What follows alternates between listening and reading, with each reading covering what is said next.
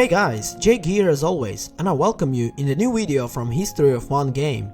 And before we will start talking about our today's guest, I'll remind you that we will give away free random Steam game case in our video. So our today's guest is from the modest Swedish studio Toadman Interactive, which somehow impressively introduced Immortal Unchained, which on the announcement was remembered exclusively as Dark Souls with the guns. A year has passed and the project went as quietly to the shelves. We are starting to whether the fans of the Souls, and indeed at least somebody should sit down for the game. It's amazing that Dark Souls with the guns had to wait for so long. Many followers and the clones of the hardcore series from the software blindly took the combat system, in which the hero exhales out the 3 swings and 1 roll, but didn't really think how the creation of Hideki Miyazaki caught the players around the world. Toadman Interactive, to their credit, tried to understand the magic of the Souls, but somehow didn't think that they messed any good game. In the far distant future, the primitive race seized power in 9 known worlds. They ruled out with an iron hand, didn't disdain salvary, but they lifted mankind to unperceptible heights. The Golden Age came. Also, the history teaches that no empire clan can last forever. Thus the Prime fell under the enslaved mysterious darkness, which gave the birth to airy monsters. Now, to prevent the extinction of the all that exist, can only the ancient immortal warriors, walled in the tombs. As you understand, for one of them we have to play. Immortal Unchained, well, the gloomy atmosphere to the end of the times. All the worlds connected by as a mysterious monolith are in this line and are populated by the monsters and the rare madmen. At the same time, in various parts of the world and in the description of the objects, there are enough pieces of mythology makes up the general picture. Immortal Unchained draws the really interesting, fantastic, encouraging, but it can be presented to the players. The first impression is extremely important to the point of any game, and here everything is bad. You spend the first hour in dull grey rooms, empty boring rooms without a single remarkable detail, even containers with the things gravitate in the background. These interiors are so monotone. We'll get in the monolith and go on to the epic journey through the paradise of the 9 worlds. We'll turn around, yes? No. For the study, only 3 of them are available. The snow-converted Arden, Tropical were done, and the abandoned capital of Prime's Apexion. The rest, apparently, was reserved for addition or a fully flagged sequel. There are portals there, but they will remain closed. And the worlds that have fallen into the game now don't please the eyes. Everywhere there is a monotony and a boredom of the different shades, whether it's greenish forest or the violet glow of futuristic fortress. There is not a single landscape from which the spirit would capture, and the technical performance leaves much bad desire. At the same time, in some location performance sags considerably, especially in the rainy Epsicon, regardless of the graphic settings. On the other hand, the architecture of the level is well thought out.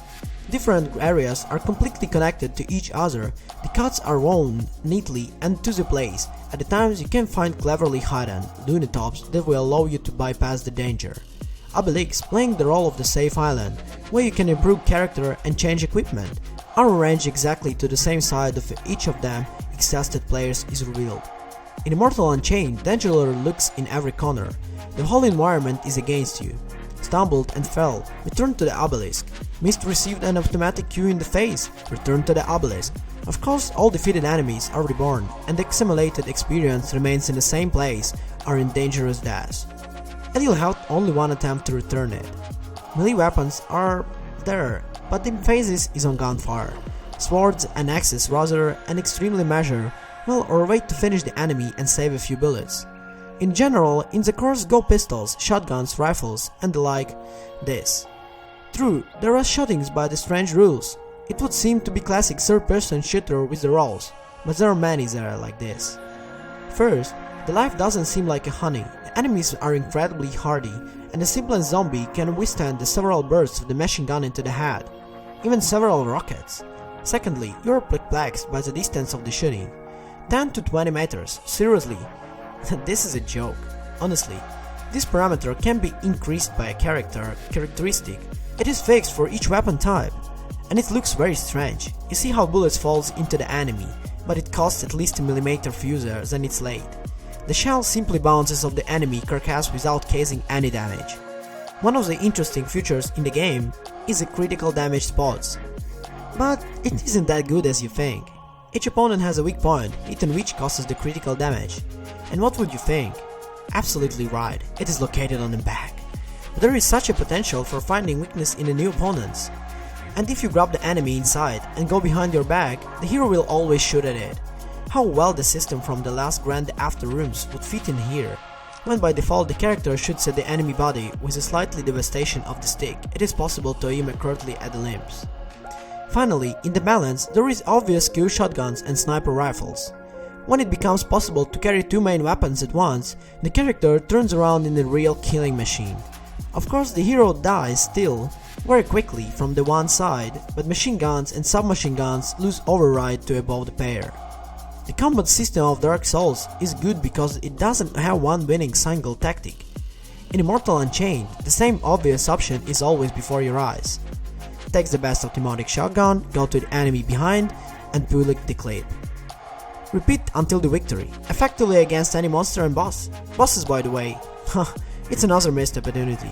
After all, what is interesting in this game? We are not quite sure yet. So, finalizing our opinion, Todd Interactive surprisingly accurately grasped the essence of the Dark Souls.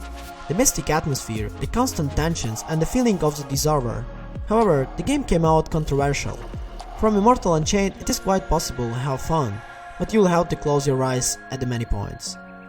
See you in the next video, guys, and don't forget to like, comment and subscribe to our channel. Bye.